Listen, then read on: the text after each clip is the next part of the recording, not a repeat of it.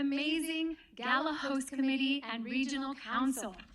If you can stand up and wave, please do, wherever you are.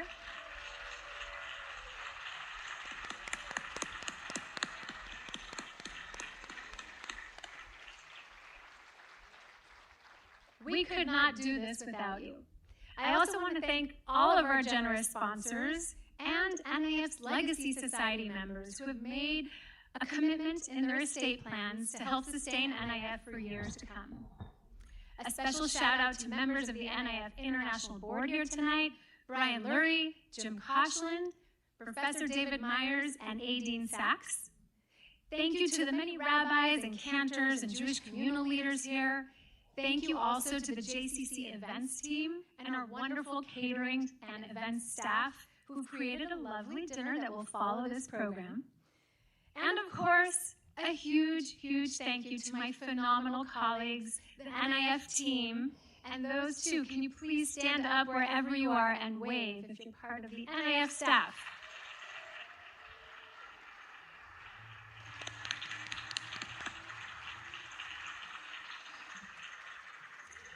Last but not least, I'd like to welcome a couple of our local elected leaders, State Senator Scott Wiener and SF Supervisor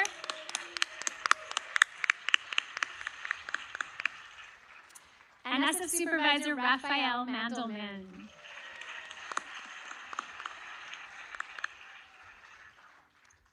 Finally, I want to close with a tribute to a woman who was larger than life, though no taller than me. Just a couple of weeks ago, we lost the great Rita Semmel, who lived to be 104 years old. Rita used to say that NIF was born in her office when she was executive director of JCRC in San Francisco.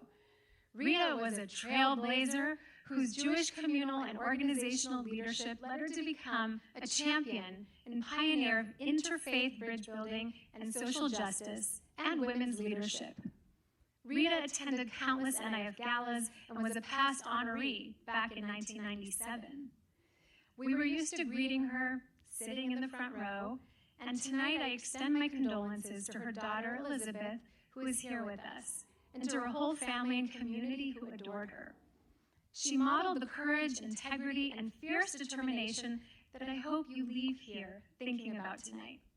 May Rita's memory be for a blessing. Zichrona livracha. It's my pleasure now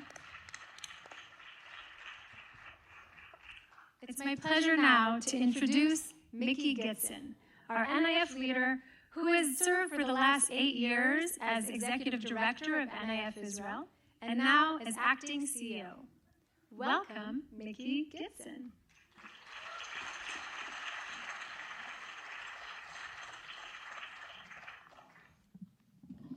Good evening, everyone. It's really great to be here. Really, I saw so many familiar faces, our board members, our IC and RC members. It really feels like being in a community. I stood on this stage twice before.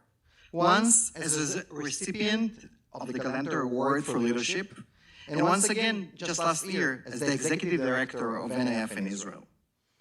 But I want to be honest with you. This year, I'm more nervous than ever. Because this is the time I'm here as something I didn't plan to be. The person who is filling Daniel Sokach's huge shoes when he's in sabbatical. And this story actually started at JFK in mid-December.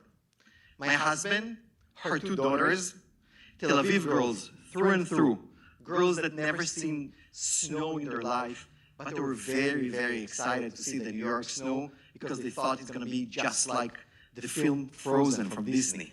They were looking for Elsa, for Anna, but it was nothing like they were expecting. To be honest, it was nothing like I was expecting. And I don't only talk about the really cold East Coast winter. I arrived with 6 suitcases, a lot of ambition, and a very clear idea of what I was going to do. I wanted to sharpen our message, to define what we actually mean when we say we're fighting for Israeli democracy. Because in this era, everyone uses the word democracy and it means something completely different. For us, it's concrete. There is no democracy in Israel without a full equality for Palestinian citizens of Israel. There is no such a thing as a democracy with an occupation. And there is no such a thing as a democracy without civil rights for everyone. And I had very practical plans in my pockets. One focused on the unbearable, painful rise of settler violence against Palestinians in the West Bank.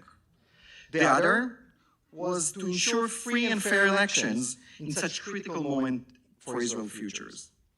I had a plan, I had a timeline. Talking points were ready. I knew the story of NIF, and I actually thought I knew the community pretty well. I was ready. And then I started meeting people. Not over Zoom, not in conferences room, face to face, over coffee, over dinner, in their living rooms. And what I kept hearing wasn't a hunger for strategic framework. It was something more personal than that. What I saw were people in pain. People who love Israel and feel betrayed by it. People trying to figure out what do they call themselves and whether the words they grew up with still fit. People who don't know how to explain Israel to their neighbors anymore and worry deeply about the connection of their children and grandchildren will have to Israel and whether this connection will survive. People who are alarmed by rising anti-Semitism and at the same time alarmed by how anti-Semitism is being weaponized. People feel abandoned by their own communal institutions, told to be quiet, stay in line, that this is not a time for complexity.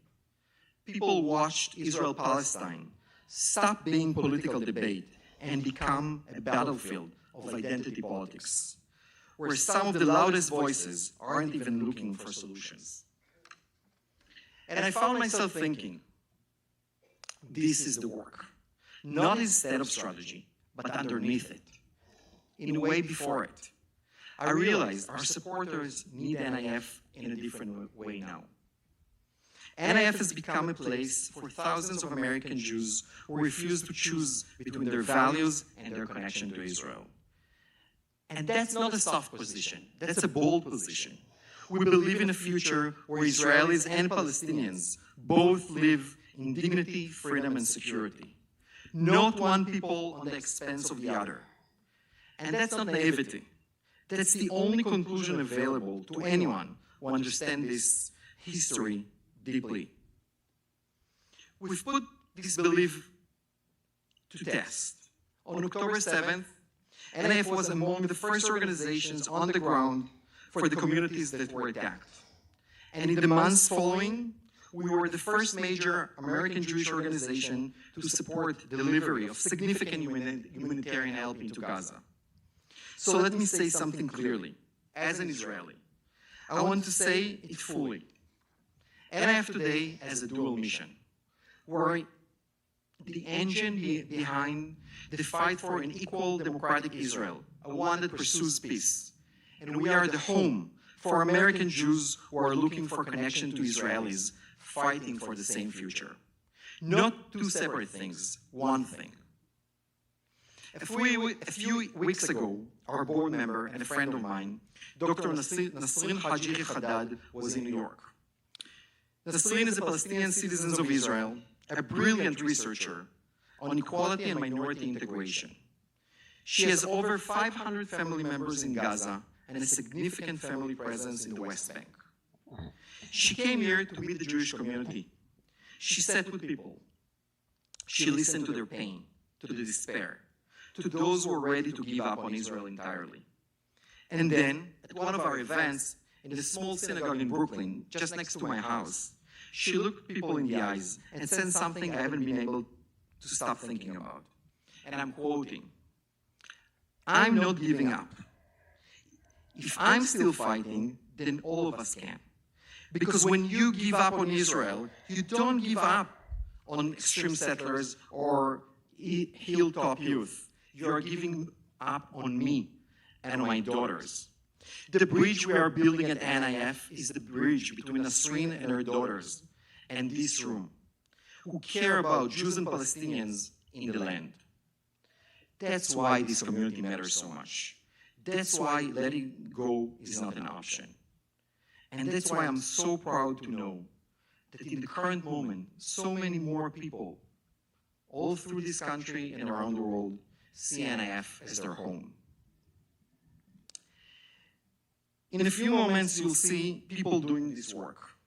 The ones who show up every day in the Knesset, in the West Bank, in research institutions, and in courtrooms and community centers, Jews and Arabs alike, working together in the most urgent places for Israel, for an Israel we can all be proud of. They are the reason this community exists, and this community is the reason they can keep going. So thank you from the bottom of my heart for making it possible. Together, we can, and it's possible, to bring a better day for Israel and for the community here. Thank you so much.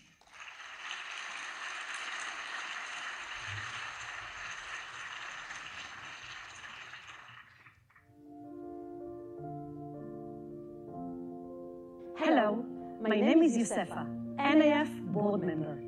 Over the last few years, many of us have asked ourselves the same question. What kind of Israel will emerge from this moment?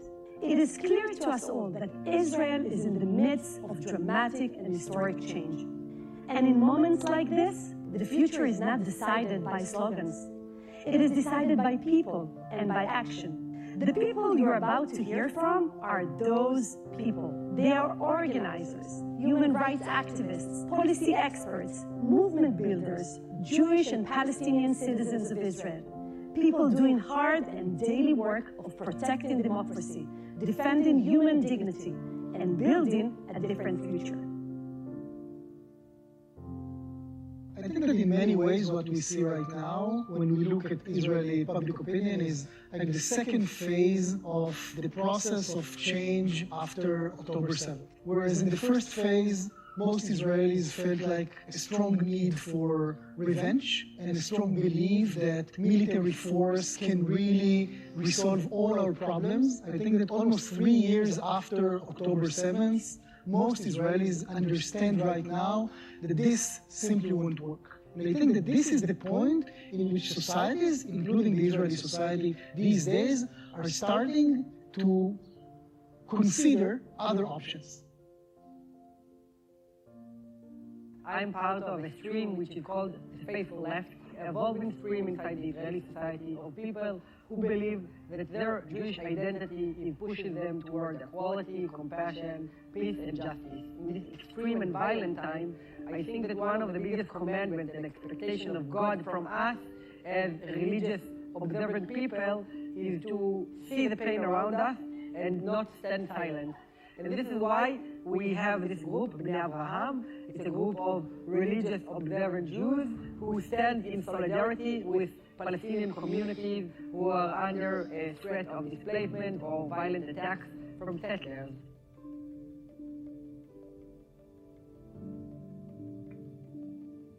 היום אנחנו עושים נוחות בגינה בארבע מקומות מהצפון עד דרום הר חברון. אנחנו מביאים כמה שיותר ישראלים, עיתונאים, בשביל לחשף את החברה הישראלית על מה שקורה בגדה המערבית ולאיזה רמה הגיעו המתנחלים עד החלק של האנשים בלי עונש, בלי כלום.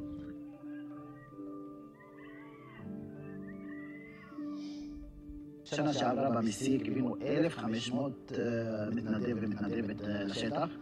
המתנחלים שלחו רחפן והתחיל להתנדד, לעלות ולרדת מעל הראש שלנו עד שפגע וחתך את היד של אחת המתנדבות. וכשבאתי להגן, בשביל האחריות שלי להגן על המתנדבים, כמעט ירה בי אחד המתנחלים. והגשנו תלונה ועד עכשיו כאילו אין מענה. אנחנו בעיקר רוצים לחזק את הדמוקרטיה, להביא לשלום ולשוויון לכולם. אי אפשר להתעלם מ-20% מהאוכלוסייה הפלסטינית בתוך המדינה. אי אפשר לעשות את זה בלי שוויון של כולם. ועל זה בדיוק אנחנו בקרן מתמקדים בתוך תוכנית נסיש, בתוך תוכנית שותפות ושוויון בנגב, ובכל התוכניות שלנו. להיאבק בגזענות, להיאבק במדיניות של הממשלה נגד המיעוט הפלסטיני, להיאבק בפשיעה, להביא לזה שיהודים וערבים מפגינים בתוך תל אביב ביחד כאזרחים שרוצים לחיות פה בביטחון. כל זה דרך ארגונים מדהימים שנמצאים ונתמכים על ידי הקרן, שבעצם מחזקים את כל העבודה ומחזקים את כל החברה הערבית. I work in the Knesset. I work around the subject of the democratic backslide. I work with our grantees and with a lot of other organizations that are our partner in this. In many cases, we've been able to stop bills that we were trying to stop. We have a few more bills that they really want to push forward, and we have an uphill battle to stop them. We know what we want to do, we know who our partners are, and we're ready for it. קואליציית הגיע הזמן זה קואליציה שהיום מונה כבר למעלה מ-80 ארגונים. התחילה לפעול יחד בעצם אחרי ה-7 באוקטובר, שהבנו שאם אנחנו רוצים להשפיע על המציאות שתהיה פה אחרי, אנחנו חייבים לפעול יחד, לבנות מחדש את מחנה השלום ככוח פעיל, משמעותי, חזק, משפיע. עכשיו אנחנו בוועידת השלום העממית השלישית, פעילים חברתיים מדהימים, נשים וגברים, יהודים וערבים, שפועלים יחד, באמת כל יום, כל שעה, כדי לצאת מהתהום הזאת שנקלענו אליה. אופטימיות זה כלי בסיסי בעבודה שלנו כדי לשנות את המציאות שאנחנו חיים בה. I think the reason I'm optimistic is not because the reality is going to a good direction, it's because I'm doing action. אני לא רואה דרך אחרת, אי אפשר לחיות פה בלי לפעול ולהיאבק למען מציאות אחרת, שבה אפשר לגדל ילדים בכבוד, בשוויון, בשלום. One of the things that we see when we think about election year in Israel is that when we compare voters from both camps, is that the voters from the liberal democratic camp are the ones who experience the highest sense of urgency compared to the other camp. And this is something that really drives people to action, that really makes much more people engage in processes and activities towards the election. And this is something that we haven't seen in previous elections in Israel. I do feel hope. I know the organizations that we work with, they know how to work together. It wasn't always like that. It's a much better place than we were a year or 2 or 3 years ago. לא היה לי תקווה, לא הייתי ממשיך 11 שנה בפעילות האלו. אני מאמין שפעם נשפיע ונוכל לעשות שינוי. התקווה לא פוגשים אותה, התקווה אנחנו עושים אותה. ברגע שאני לוקח פעילים לשטח, אז אני בניתי את התקווה הזאת. נכון, זה לאט לאט, אבל פעם יהיה. אחד האנשים אמר לי, קוראים לו לואי מפרסיה, צפון הבקעה. אמר לי, אדם, אנחנו מרגישים שאנחנו לא לבד, לא בודדים, שרואים אותנו. ודבר שני לגבי הילדים, אם יש מתנדבים בתוך הקהילה, הילדים הולכים לישון בשקט, ברוגע. אבל אם אין, הם מסרבים להוריד את הנעליים, ולא הולכים לישון, וקשה להם לישון. אלו הדברים שבאמת עבודת קודש ובנוחות מגינה. None of this work happens on its own. It happens because people all over the world care, because this story affects so many of us. To everyone who supports NIF, thank you. You are part of this story. Your support does not simply sustain organizations. It helps thousands of courageous people to continue to show up. It helps protect democracy at a moment when it is fragile. And maybe most importantly, it reminds people on the ground, in the streets, in the courts, in the Knesset, in vulnerable communities, that they are not alone. In times like this, hope is not passive. Hope is built. And that is exactly what you are helping make possible. Thank you.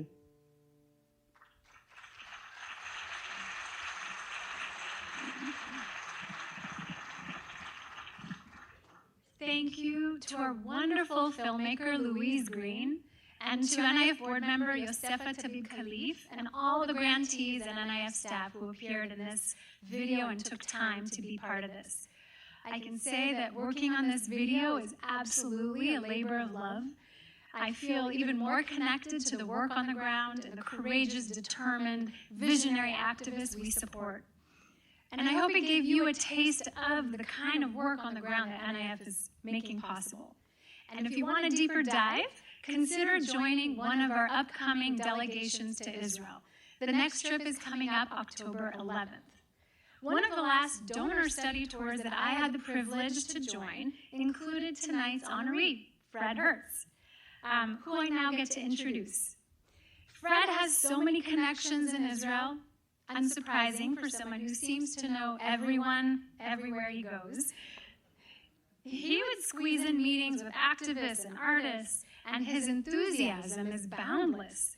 Excitement about the grantee we were meeting, additional knowledge and insights, always, to share at every discussion, and of course, endless restaurant recommendations. I think everyone who knows Fred would agree, he is the ultimate mensch. He goes over and above to help people, check in on them, make connections for them, and selflessly give of his time. I could go on, but we actually have another special video introduction from a dear friend of Fred's, former Tel Aviv City Councilwoman and LGBTQ activist and lawyer, Michal Eden. Good evening. I'm Michal Eden. I'm a human rights attorney, and I'm also the first openly gay elected official in Israel. In 1998, I was elected member of the Tel Aviv City Council, something that feels meaningful till today. For over 30 years, I've been working for LGBTQ rights in Israel, especially for families and for people who don't always get to be seen or heard. And I can tell you honestly, this work can be challenging. Sometimes it feels like we're pushing against very strong currents. And these days, it's also part of something bigger, the ongoing effort to protect democratic values in Israel. Because equality, dignity, and the right to live openly are not just gay issues, they are at the core of any democracy. And that's where partnerships matter so much. The New Israel Fund don't just fund work. They give strength, they create community, they remind us that we're not alone. And then there's Fred. Fred Hertz has this rare combination. He knows that behind every legal struggle, there are real people and real lives. And he has consistently shown his commitment through his support of the New Israel Fund and its work for the gay community, as well as for other organizations. For me, his influence is also very personal. Fred has been my mentor for over a decade. He connected me to organizations and professionals, opened doors, and generously shared his experience and knowledge. And by doing so, he shaped a lasting legacy that continues to inspire. That kind of commitment is crucial for our shared future and for our society as a whole. It's my honor and my pleasure to introduce my friend, Fred Hertz, Guardian of Democracy, honoree.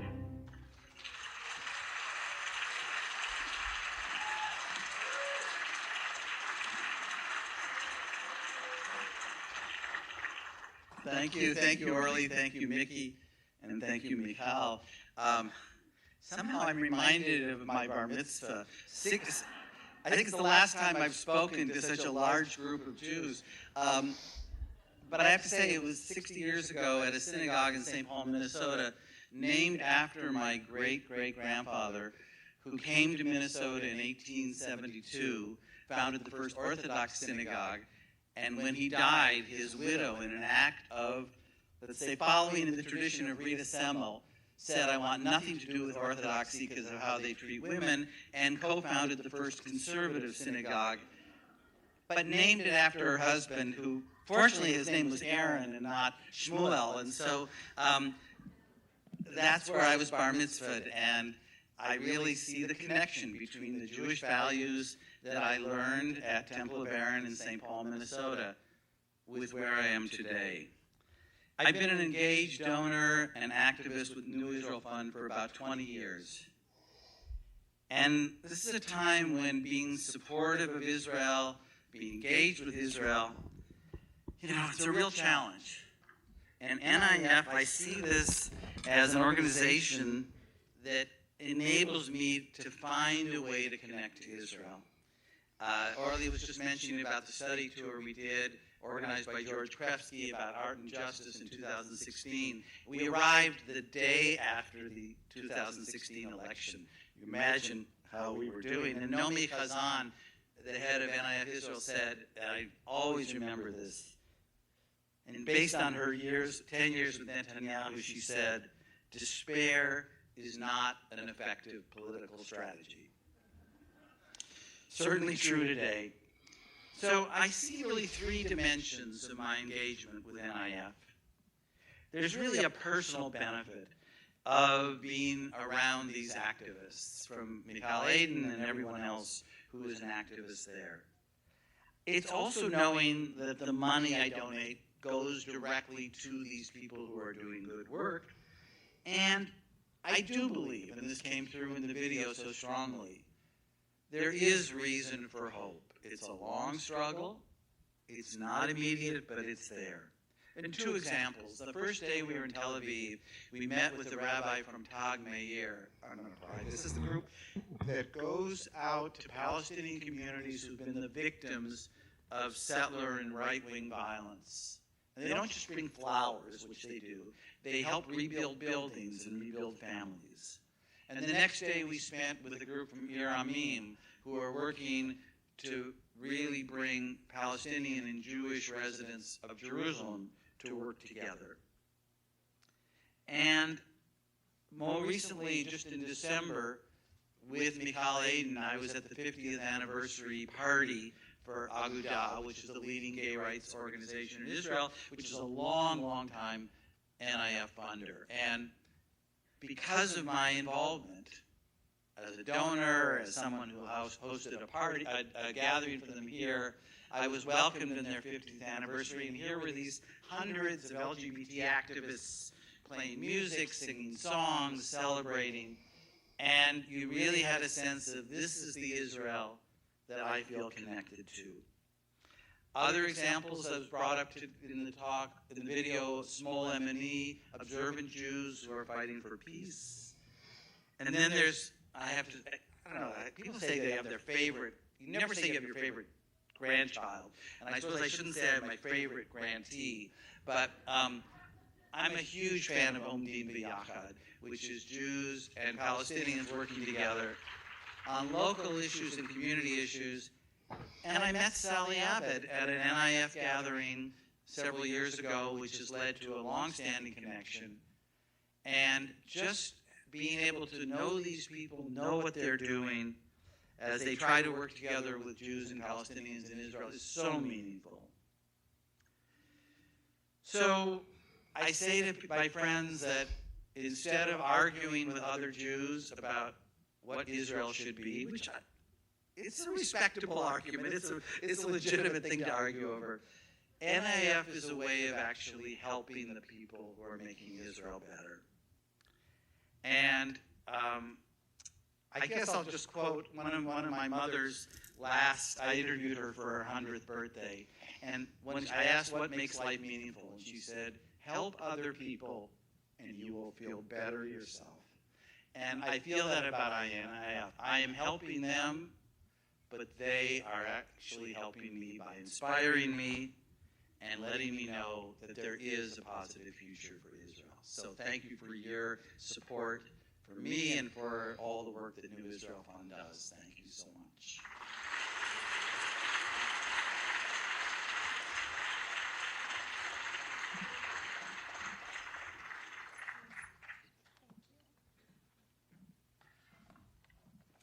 Thank you again, Fred. We're so lucky to have you as part of the NIF family. It's now my great honor to recognize another incredible individual, tonight's Galanter Prize recipient, Huda Abu Obaid. A huge thank you, sure, yes. A huge thank you to Linda and Sandy Galanter for creating this prize 13 years ago to support and feature emerging social change leaders in Israel. Huda is extraordinary and exceptionally humble considering all she has accomplished. Just to give you a taste, starting in high school, she traveled to the US for Jewish-Palestinian coexistence work. In college, she formed the first Arab student group at Ben-Gurion University and successfully advocated for campus cultural events to include Arab cultural festivities as well. And as you'll see, in 2011, she became a grassroots leader in opposition to a government plan that would force relocation of half of the Bedouin communities in the Negev. Today, NIF's grantee, the Negev Coexistence Forum, is blessed to have Huda as its executive director. And now, a video introduction of Huda from a few of the people she's inspired.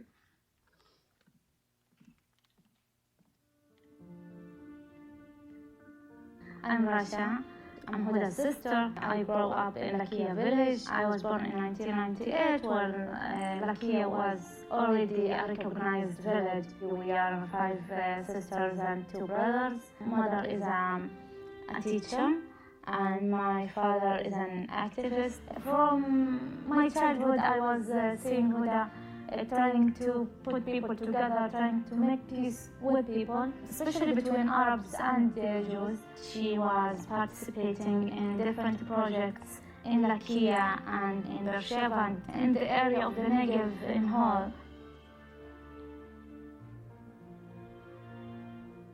Huda, I have known for many years when she was a young, evolving activist in Bedouin society.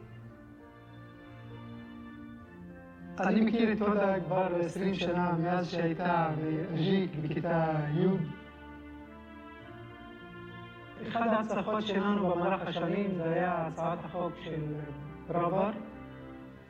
אנחנו הצלחנו יחד להקים תנועת צעירים ולהפיל את ההצעה הזאת מהכנסת.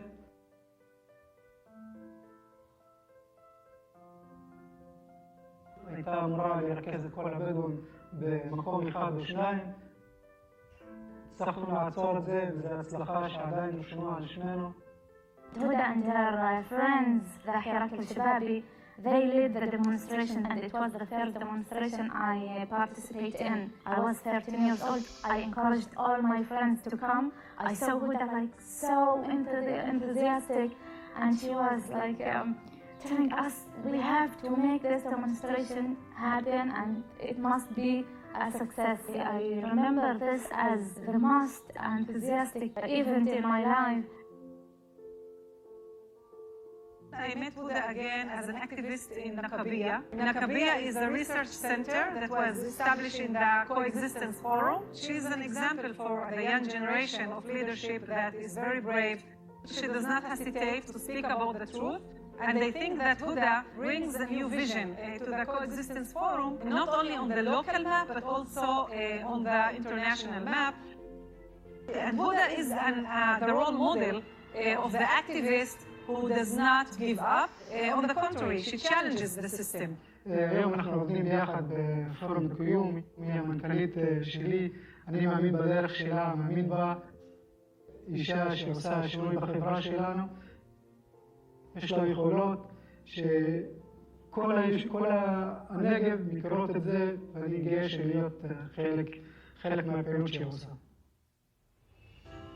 I don't have a lot of time to think about hope. I think about power and energy. We have to help ourselves. When I see our success in our work, this gives me a lot of hope. I'm very honored to invite Huda Abu Abaid to receive the Galanter Prize.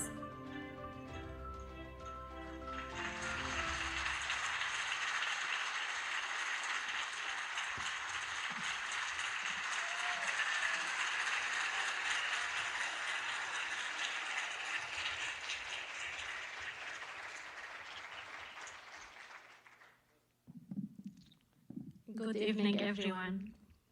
I'm really excited to be here. And I'm really excited to see my pictures in the Knesset because I miss this part of my work because being CEO it's totally different than doing the work. So when people ask me where I'm from, I think of my grandmother, Nasra. One-story house with a giant fig tree in Lakia. You saw Lakia in the video. A Bedouin village in the Negev. Every August, the tree would explode with sweet fruits, and I would invite my friends from the neighborhood to eat figs and climb the trees with me. In the tent next to the house, my grandmother, with her covered hair in 2 braids and a gold nose ring, would host guests around the fire that was always lit. In the Bedouin community, you don't tell people ahead of time that you are coming. The door is just always open. We lived with open doors and open hearts. But around the age of 12, I began attending a school in a kibbutz. For years, moving between these worlds felt like walking a tightrope. It is within these shared spaces that I learned to use my authentic voice. I never tried to erase any part of who I am. I learned this from my father. I remember I was 20 years old, coming home from meeting with President Shimon Peres many years ago. My dad asked me how it went, and I told him that Peres spoke about the Bedouin community but left out important issues about the unrecognized villages. I had stayed quiet. My father asked, "You didn't say anything?" I said, I was scared that I could be kicked out of university if I told the truth. He said, "Yes, and then the court will bring you back." From that day, I knew my family would support me no matter what, and so I always said what I thought, even when it was dangerous, even in places where I was expected to soften the pain of my community or hide the complexity. In front of cameras and people with power, I would simply tell the truth that continues to guide my work until today. As we stand here in June 26, the reality in the Negev, my home, is more urgent than ever. Bedouin society is facing huge challenges. The situation in the unrecognized villages, especially, is bleeding wound. About 100,000 people in the Bedouin community of the Negev live in unrecognized villages. This means they do not exist on the state map. So if you open the official map of the state of Israel, you will not see the Bedouin unrecognized villages. You will see it like empty area. They don't get basic resources like sewage, electricity, or internet. When missiles are being fired from Iran, people have no shelters to run to. Can you imagine? Can you imagine sirens on your phone and have nowhere to hide from falling bomb? Since October 7th, 6 children and 1 woman have been killed from rockets falling in the unrecognized villages. There have been many days when whole families slept under highway bridges or in the sewage tunnels seeking for protection. But more often than missiles, these communities face regular home demolitions by the state. Entire villages have been uprooted, like El-Hiran, which was destroyed to make way for new Jewish Orthodox community, or El-Arakib, which has been totally demolished and then rebuilt by residents more times than I can count. Since October 7th, there have been 3 entire villages erased by the Israeli government. They do not exist today. Villages where children climbed big fig trees. villages with open doors, and grandmothers serving coffee to guests. All destroyed. For me, these are not just newspaper headlines.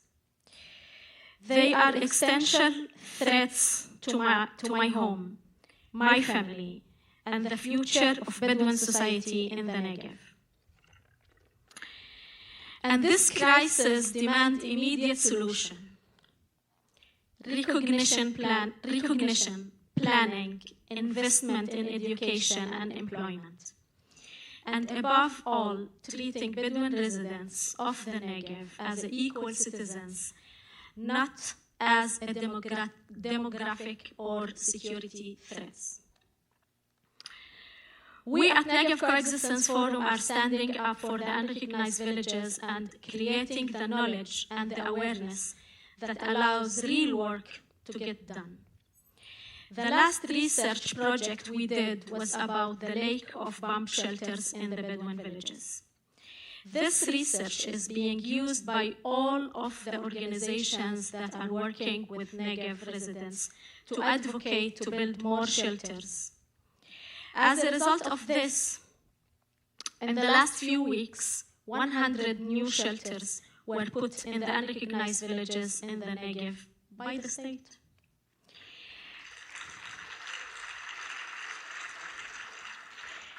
My vision for the future is a vision of Negev where every person lives with equality and dignity.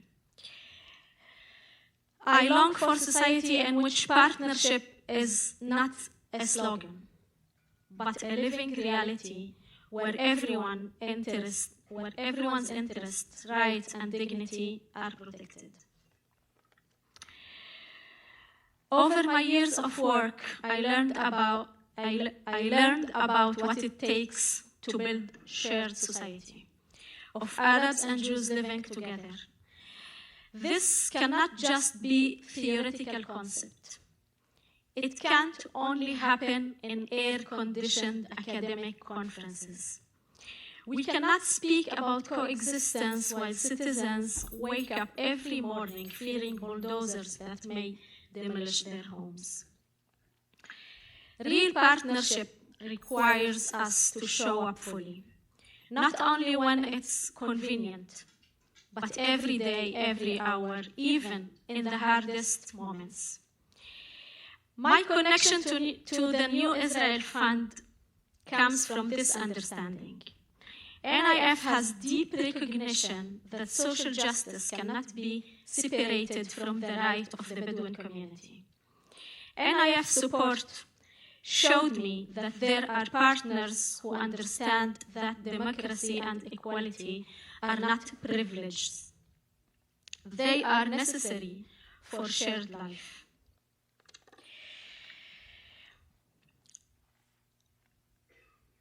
Despite the challenges, I refuse to give up. My activism does not come from anger. It comes from deep sense of belonging, responsibility, and belief in the people who live together there.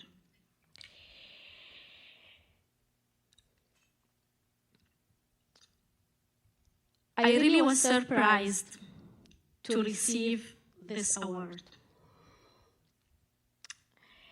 I never acted with an expectation of receiving anything in return. Here and now, I'm grateful for the recognition of the past and for the energy it gives me for the future. I want to thank Linda and Sandy Galanter for your gift and your trust. And thank you to NIF, Miki, and Shira, and everyone who supports this work for your partnership, and for your recognizing my path, a path that belongs to an entire community seeking simply to live with dignity, equality, and peace on its land. And a special thanks to my father, Sultan Abu Ubaid, who is sitting here.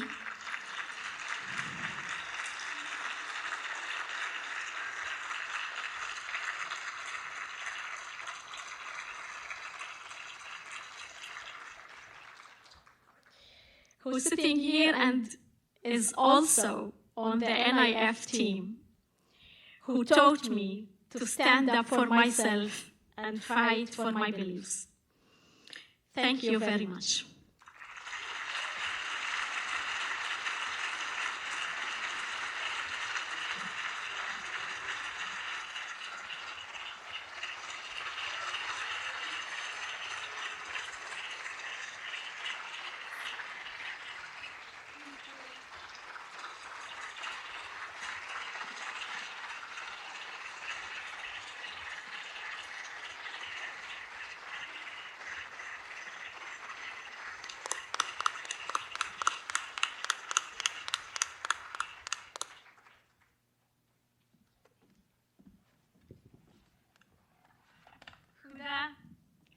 Thank you for being here.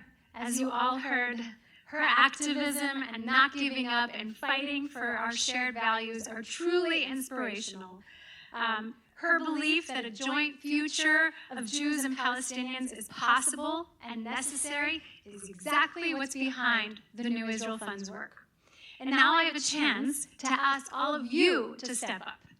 Maybe for the first time, maybe for the 40th. Thank you to everyone who has already generously given to this work and invited others to join. Now I'm asking you to reach even deeper. As I stand here before you, as you heard, there are Bedouin families facing demolition orders. Israeli activists who are putting their bodies between violent settlers and innocent Palestinian sheep herders. Terrible legislation in the Knesset, like the new death penalty law that passed, that would only apply to Arabs. These things fly in the face of our democratic values and those of many Israelis, Jewish and Palestinian, who believe in democracy and want to live in safety and peace. Help us have their backs. Think about what you've heard today, the faces of the activists you've seen, and make or add to your contribution to strengthen NIF's work. As I mentioned earlier, tonight we have a matching gift of $75,000 from a generous NIF donor who hopes we will meet and surpass this amount. You can make your donation or pledge right now using your phone by clicking on the QR code on the back of your program or on the big screen. Great. You can also use the pen and remit envelope inside your program to enter a pledge, write a check, give a credit card. There's extra pens and envelopes available. And my son Gali and Becky's daughter Mika, I think, are walking and available in the aisles. The next generation of fundraisers. So if you need anything, just look at them. Please be sure to turn in your envelopes as you exit the theater. None of this work would be possible without you, our supporters. So thank you. You are making a difference. We have one final presentation, and I'm thrilled to have two of our top NIF leaders here tonight. Mickey will join us again to introduce tonight's keynote. His successor as Executive Director of NIF Israel, Shira Ben-Sasson.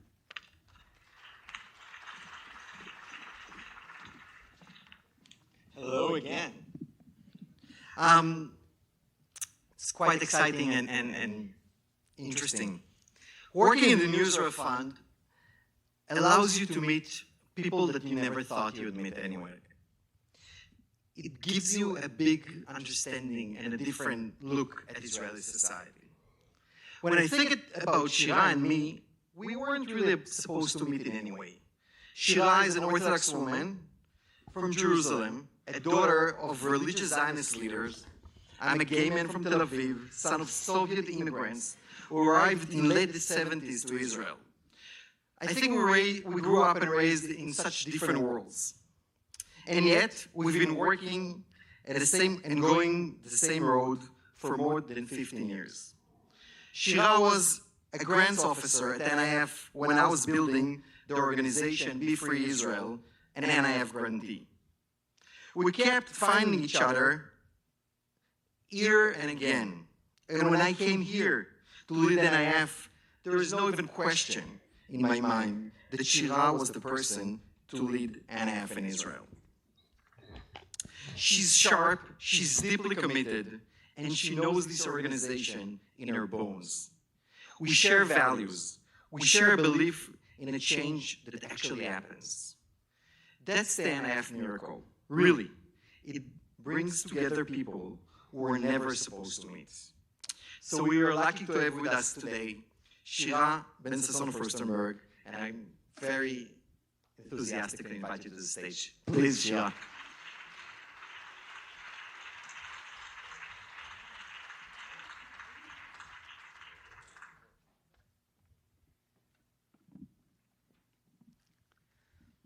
Can't see you. Maybe better that way. Dearest friends, I take special pleasure in being here at our annual gala gathering with all of you, friends and colleagues who comprise the unique community that I'm proud to call my extended family. We're a community and a family not because of our genealogy, though as always, the families who form the backbone of NIF are well represented in this room. We are bound together by our shared ideas and shared values. It is not our identity that binds us, but our identification. Some would argue that's not Jewish enough, that we are first and foremost a tribe surrounded by enemies. Some would argue that for our tribe, there are but two choices: be persecuted or persecute others. No middle ground is possible. So say our opponents.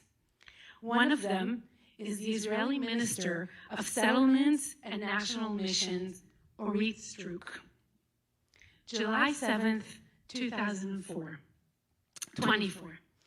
Exactly 9 months after October 7th. 9 months into the horrific war.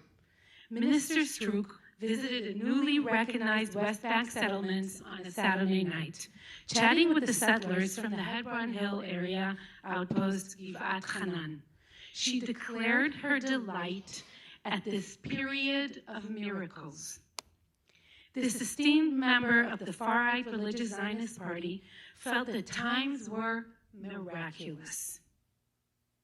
Just as Israel legalized the largest land appropriation in the West Bank since 1993 Oslo Accord, with the legalization of 5 other outposts to follow shortly. Tkufa shel nes, she said, a period of miracles. Let's be reminded of some of the ingredients of this ongoing miraculous period. On that very day, my neighbors, John and Rachel Goldberg Poland, wore taped marked day 275 on their hearts. On other days, Israeli newborns were delivered in underground parking lots to avoid missiles. My son's chuppah was stopped due to a siren as the bride and groom and the limited number of guests we were allowed to have ran into a bomb shelter. Israeli businesses, especially in the north, are collapsing one by one. And those remaining are barely surviving under ongoing uncertainty, not to speak of schools and kindergartens near the border. Violence is rampant. In Israel proper, among Jews, among Arabs, in the occupied territories, pogroms are no longer an exception, but the new norm. To say nothing of the miraculous days that families in Gaza are experiencing in their Golden Riviera. As I stand here, I can't help but think about 3 dear souls from my closest social circles who we lost in this so-called miraculous period. Tkufa shel nes. God save us from such miracles. We liberals usually don't think in terms like miracles, and understandably so. But I'd like to share here in this family gathering of ours that, like for many of you, NIF holds a very special place in my world, one that's made of brick and mortar, of hard, tedious, sometimes Sisyphean work, yet simultaneously a scene of ongoing wonder and miracles. The late fellow Jerusalemite poet Yehuda Amichai best captured my feelings towards our work that I'm so fortunate to now help lead forward. His poem is titled Miracles. From a distance, everything looks like a miracle. But from up close, even a miracle doesn't look like that. Even someone who crossed the Red Sea when it split saw only the sweating back of the man in front of him and the swaying of his big thighs. I was told that the poem has to be read twice. From a distance, everything looks like a miracle. But from up close, even a miracle doesn't look like that. Even someone who crossed the Red Sea when it split saw only the sweating back of the man in front of him and the swaying of his big thighs. Our daily toils and those of our grantees are precisely that, sweaty backs of activists dedicated to protective presence among Palestinian communities, big thighs stepping up and down the staircase of the courts and fighting for justice, the men and women walking in front of us. That is the NIF miracle, a rare human coalition from all walks of life who work day in and day out for justice, democracy, and equality. A miracle of groups and individuals coming together in shared faith that there is no democracy with an ongoing occupation, and neither will there be a democratic future without civil rights and full equality for all Israelis.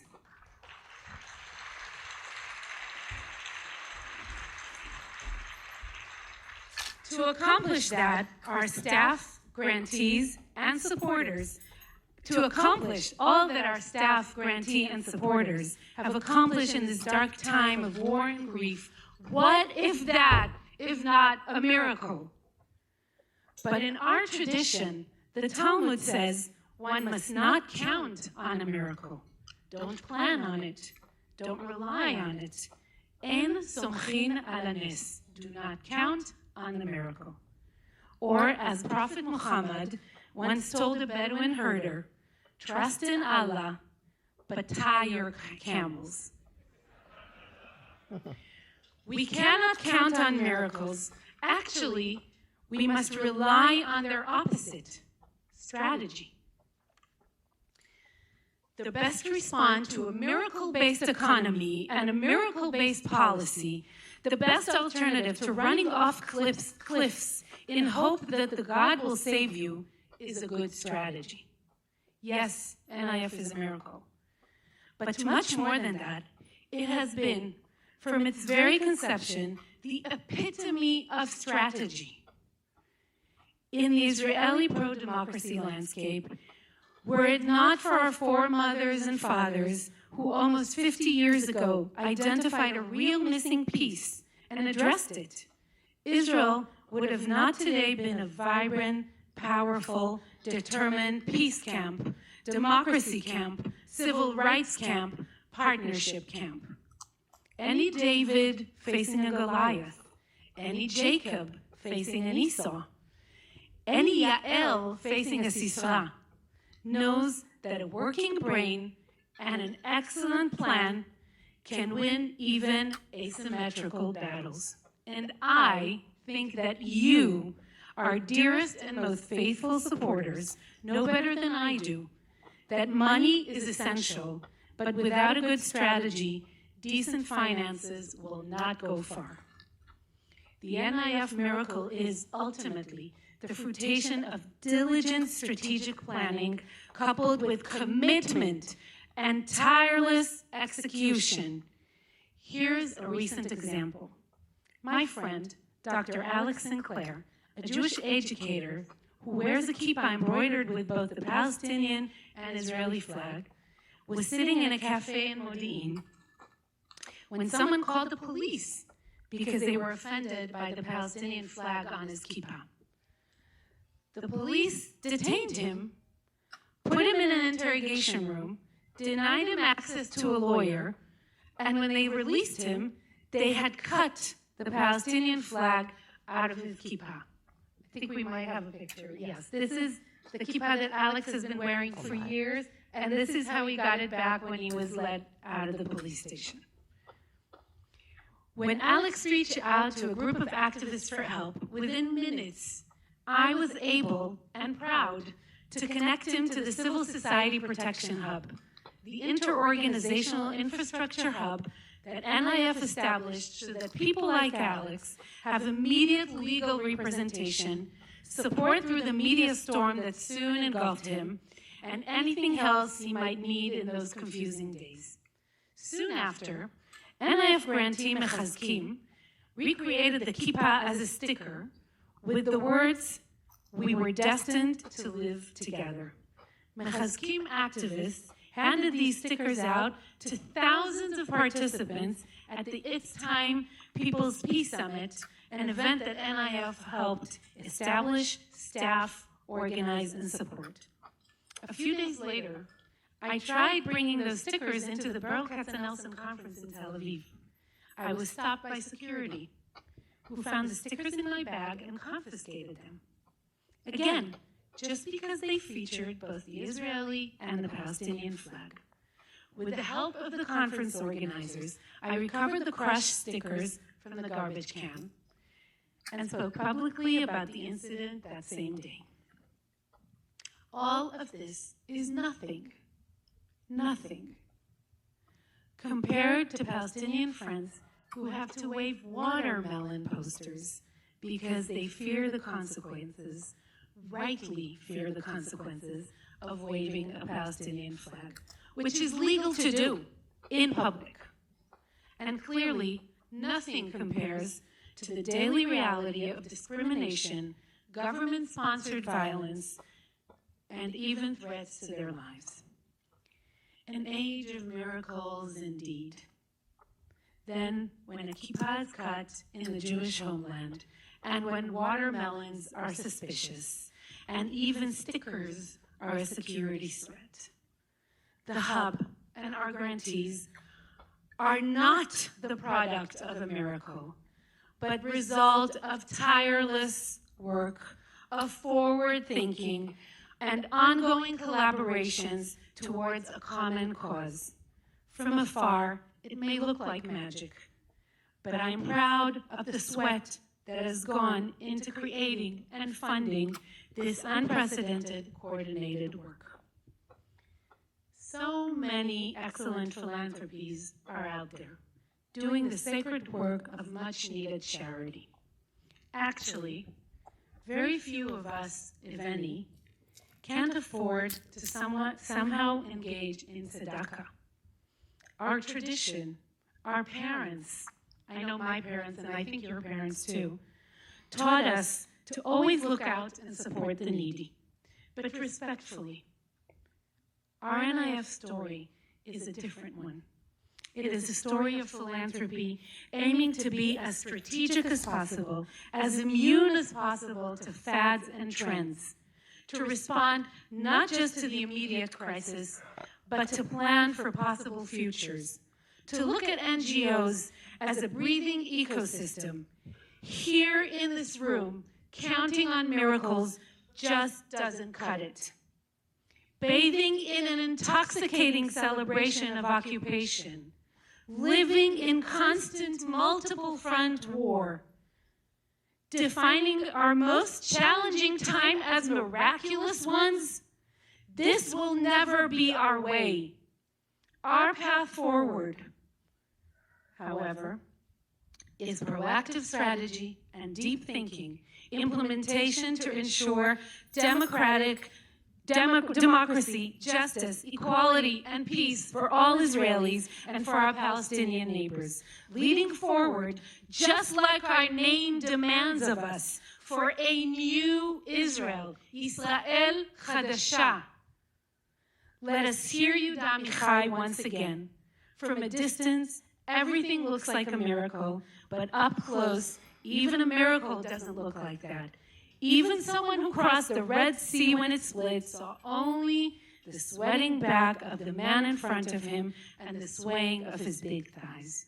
So please, put your hands together and join me in celebrating our wonderful grantees, our excellent staff members, and above all, join me in celebrating all of you, the members of this miraculous extended family. Toda, shukran, thank you.